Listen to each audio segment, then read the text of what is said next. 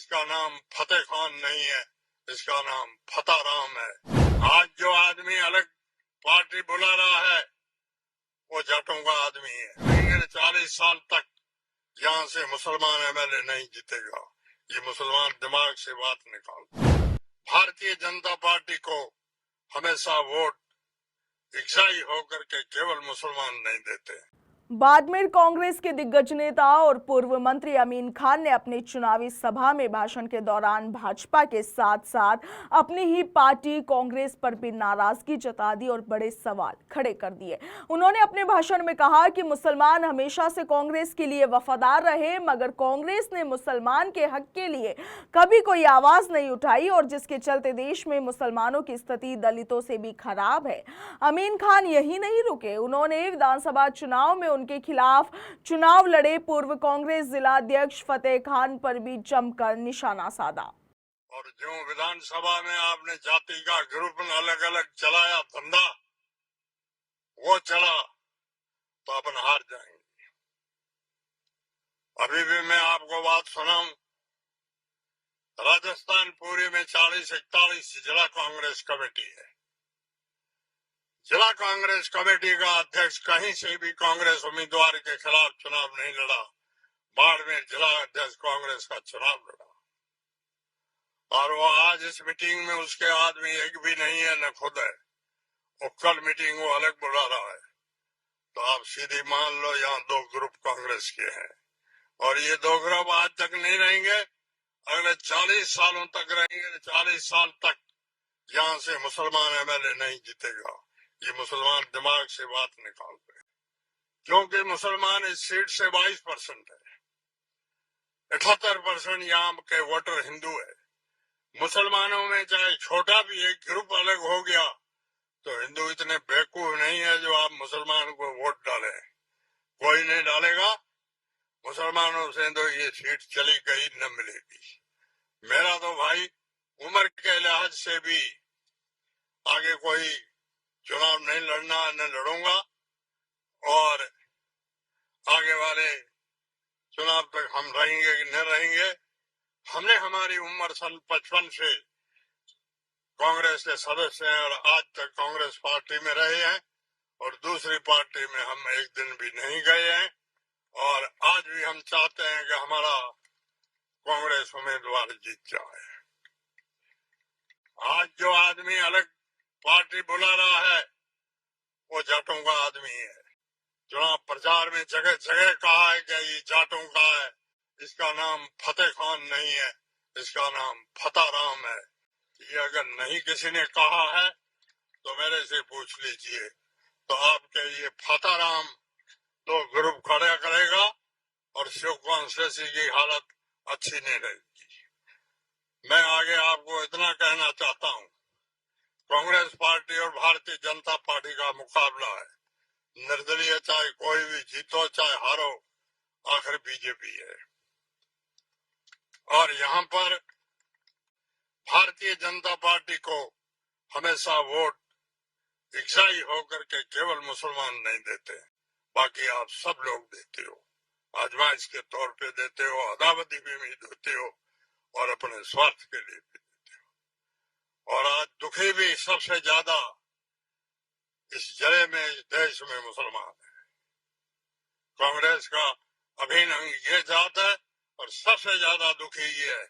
मैं आप सभी से पूछना चाहता हूँ, इस जिले में 21 पंचायत समिति है, 21 तहसील है, एक चपरासी मुसलमान है क्या?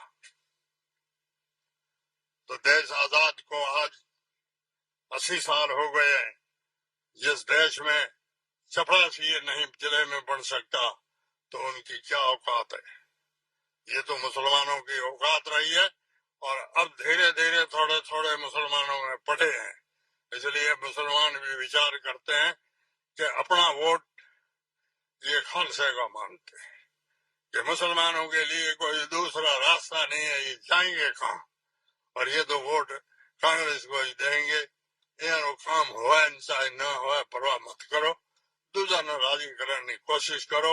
अब इनमें भी ये रोज चर्चाएं होती है और मेरे पास डेली इनकी बातें आती है। मुसलमानों की हालत हरिजनों से नीची है, चाहे भले कोई माने चाहे न माने। मैं सभी आपसे चाहता हूं, डेमोक्रेसी का अर्थ ही है सबको बराबर रखो, बराबरी में जाति के हिसाब से रखो। हम भी यहाँ 16% है और शेड्यूल कास्ट भी 16% है। शेड्यूल कास्ट के यहाँ 5-8 हजार सरकारी कर्मचारी है, हमारे यहाँ 200-100 भी नहीं है। तो ये मुसलमानों के साथ अन्याय। अभी भारत सरकार में एक बिल पास हुआ है, वो भी केवल मुसलमानों के खिलाफ पास हुआ है, जिसका किसी भी कांग्रेसी सांसद ने भी कोई ऑब्जेक्शन नहीं किया है, इसलिए हम कांग्रेस से भी नाराज हैं। उन्होंने ये बिल पास किया है कि अफगानिस्तान, बांग्लादेश और पाकिस्तान से कोई मुसलमान इस देश की धरती पे आएगा उसको नागरिकता नहीं मिलेगी, और दूसरी जातियों का कोई भी आएगा उसको 6 दिन में नागरिकता मिलेगी। ये काहे की बराबरी है? ये किस बात की सेकुलरिज्म है? हाँ, ये तय कर लो दूसरे देशों से मुसलमानों की आबादी आकर के यहाँ ज्यादा नहीं बस जाए, तो उसके लिए इतना तो करो कि हिंदुस्तान का मर्द है और उसकी औरत अगर पाकिस्तान से लाई गई है तो उसकी नागरिकता के लिए रुकावट मत करो। मेरे गांव के पड़ोस में एक बूढ़िया गांव है, उसमें एक आदमी पाकिस्तान से शादी करके आया जिसको 24 साल हुए, उसको अभी तक नागरिकता नहीं मिली है, 4 उसके बच्चे हो गए, अब उसको आकर पाकिस्तान जाना पड़ेगा। कोई आदमी विचार नहीं करता है, तो मुसलमान जी में अपने आप किसी पर सुखी नहीं है, दुखी है। और मैं आप लोगों से इतना ही चाहूंगा, मेरे खिलाफ लगातार वोट 2 जाति देती है, एक तो शेड्यूल कास्ट देती है और एक जाट देती है। मैंने 25 साल यहाँ राजस्थान की विधानसभा में निकाला है, इन दोनों जाति का एक भी आदमी बता दे कि मैंने किसी मामले में इनसे 5 रुपया लिया है। एक भी आदमी कोई बता दे कि मैंने इनके किसी गांव में विकास की कोई इकाई होने नहीं दी, रुका दी है। पिछली बार भी मेरे को वोट नहीं मिले, लेकिन मैंने ढगारी, शास्त्री गांव, रातड़ी गांव, फलानी मेघवालों की ढाणी, पिंडानी मेघवालों की ढाणी, समेलों का तला, देदूसर, इन मेघवालों के गांव में हर सेकेंडरी स्कूलें खोली है, यहाँ मुझे एक भी वोट नहीं मिला है। हम बहुत पछतार ईमानदारी से चले हैं और अभी भी जब तक जिंदे हैं तब राजनीतिक तो नहीं करेंगे, लेकिन हम ईमानदारी से व्यवहार रखेंगे, किसी के साथ अत्याचार नहीं करेंगे। लास्ट में इतना ही कहता हूँ कि अपना एमपी साधारण और शरीफ आदमी दिखता है, इसको जिताने की कोशिश करो। जय हिंद, धन्यवाद। उन्होंने कहा कि कांग्रेस को हराने वाले कांग्रेस के ही लोग हैं। यदि कांग्रेस के लोग एक हो जाए और सच्चे मन से कांग्रेस के लिए काम करे तो कांग्रेस को कोई हराने वाला नहीं है। दरअसल सोमवार को बाड़मेर, जैसलमेर, बालोतरा लोकसभा सीट से कांग्रेस के प्रत्याशी उम्मीदवार राम बेनीवाल के नामांकन और इसके साथ ही जनसभा को लेकर लोकसभा सीट की हर एक विधानसभा मुख्यालय पर कार्यकर्ता सम्मेलन का आयोजन करवाया जा रहा है और इसी के तहत सोमवार को शिव विधानसभा में कार्यकर्ता सम्मेलन का आयोजन करवाया गया और इस दौरान मंच से पूर्व मंत्री और इसके साथ ही पूर्व विधायक अमीन खान ने कहा कि कोई माने या ना माने। उन्होंने आगे कहा कि देश में 16% दलित है तो 16% मुसलमान भी है, मगर आज सरकारी नौकरियों की बात की जाए तो दलितों के 8,000 सरकारी कर्मचारी है, मगर मुसलमानों के 200 भी नहीं है। यह मुसलमानों के साथ अन्याय है। आपको बता दें कि अमीन खान ने कुछ दिन पहले देश में लागू किए गए कानून को लेकर भी मोदी सरकार और इसके साथ ही कांग्रेस पर नाराजगी व्यक्त की। अमीन खान ने कहा कि कुछ दिन पहले केंद्र सरकार ने देश में नागरिकता संशोधन अधिनियम यानी कि CAA लागू किया है और ये कानून मुसलमान के खिलाफ है, मगर इस कानून के खिलाफ कांग्रेस की एक भी सांसद ने, कांग्रेस के एक भी व्यक्ति ने विरोध नहीं जताया है और इसीलिए मुसलमान भी कांग्रेस से नाराज है।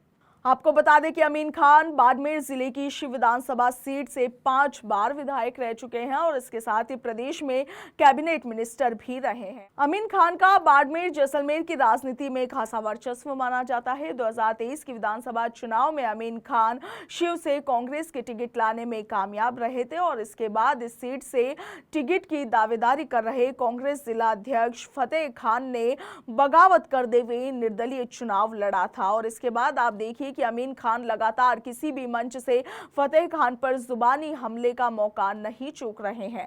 फतेह खान को कुछ दिन पहले कांग्रेस में वापसी कराई गई है, मगर वापसी से पहले अमीन खान ने जमकर नाराजगी व्यक्त की थी, मगर उनकी नाराजगी को नजरअंदाज कर फतेह खान को कांग्रेस में शामिल कर लिया गया है, जिसे लेकर सोमवार को अमीन खान ने अपनी ही पार्टी को घेरते हुए कहा कि प्रदेश में 40 से ज्यादा कांग्रेस कमेटी है, मगर किसी भी कांग्रेस कमेटी के अध्यक्ष ने पार्टी के उम्मीदवार के विरुद्ध निर्दलीय चुनाव नहीं लड़ा। बाड़मेर के जिलाध्यक्ष ने चुनाव लड़ा और पार्टी को हराने का काम किया और पार्टी ने फिर भी उसे एक बार फिर से पार्टी में वापस ले लिया। उन्होंने आगे कहा कि वही आदमी इस लोकसभा चुनाव में भी कांग्रेस पार्टी को खासा नुकसान पहुंचाने की कोशिश कर रहा है। तो आप देखिए कि अमीन खान ने खुद की ही पार्टी पर बड़े सवाल खड़े कर दिए और ये तक कह दिया कि मुसलमानों की हालत आज देश में दलितों से भी खराब है। आपका क्या कुछ ख्याल है? कमेंट सेक्शन में जरूर बताइएगा। फिलहाल के लिए इतना ही। नमस्कार।